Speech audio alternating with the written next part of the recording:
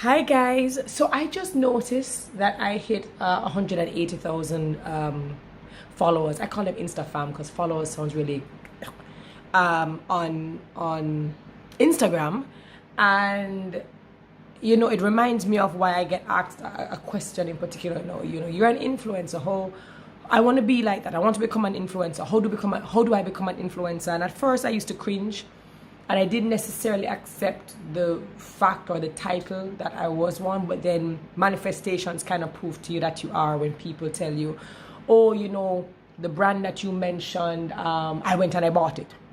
The restaurant that you spoke about, I took my husband there for his birthday. I'm celebrating my birthday. I live in Atlanta and a couple of us girls want to come to Jamaica. Where do you recommend? And I might recommend it, and people actually go to where I recommend and they come back with very good feedback. So you kind of realize that, whoa, people take you seriously. So here are my pointers. They will differ across the board for persons who are in influential positions on social media platforms, but these are the ones that I think are most important to me. Number one, if you are going to become an influencer, just try to understand what that role entails. It's not just about the perks and you get invited to the best parties or the best events. You get sent gifts and gift baskets, and you are involved in everything. That's not the only part. The other part is that you have to understand that there are people who live and breathe and sleep and believe in everything that you say and everything that you do, and what you say and do help to mold their reality as well. And that kind of responsibility, that power comes with a lot of responsibility. And if you're really not interested in that kind of responsibility, stop and ask if this is really what you want to do. It's not all about the money.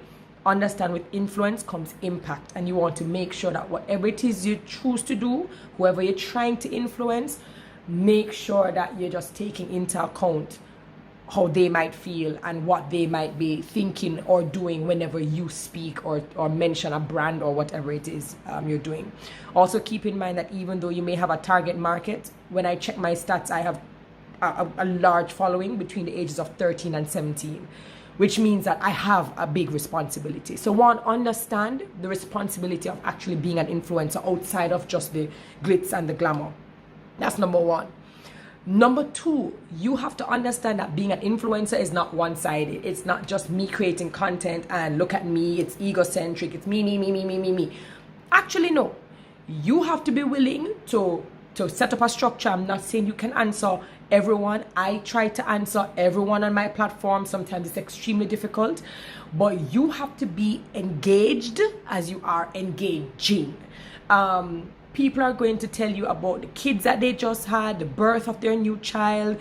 They've just bought a new car or a new house because they feel as if they're a part of your community, and you have to celebrate them as much as they celebrate you. If you are not willing to reciprocate that love, what's the point? That means that you're just kind of using your influence and you're using your community, but you're really not showing them the love that I think they deserve. Number three, authenticity. I've been telling people that I do not sell a book. I'm not an author. I don't have master classes. I am not, I don't sell a product necessarily or a service. People like my personality. They say that I'm always bigging up small people, small businesses. I'm usually making them laugh. I usually have a story. I usually motivate and inspire. So they come to my page for many different reasons, but they come to it because they know that I'm authentic. And there is a level of credibility to my name. They know that I'm not going to share anything. I'm not going to say anything that I do not truly believe in. I do not try to be like anyone. I do not try to dress like anyone. I do not try to put on an impression. Sometimes they're going to see me without makeup. Most of the time they see me without makeup. Sometimes they will. So try to be authentic, because if you are operating in your truth, you will never have to think about what to do or what to say. It will just absolutely come natural. So whatever personality or drive you have, don't worry, there's always going to be a community just for you. Probably another one I would say is that you have to have the ability to say no.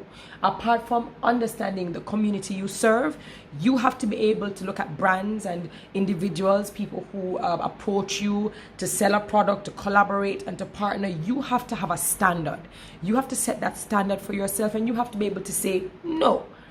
I'm not going to give you access to my community because I do not believe in the brand that you're selling. I do not use the brand that you're selling. You have to be able to stand for something, because I think when your community sees you and they see what you are about and they realize that you're not just for sale. You're not just for sale. Not everybody can come and pay you to say, try this, use this, look at me, I did this, I use this, when chances are you didn't. You know, you have to be true to your brand, and you have to be able to say no. You have to be able to say no. I cannot put my name or my personal brand, I cannot attach it to this because I do not believe in this.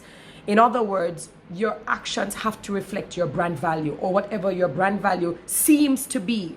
Because if you dibble and you dabble in everything, then really and truly, people are going to be like, who are you? You know, what are you?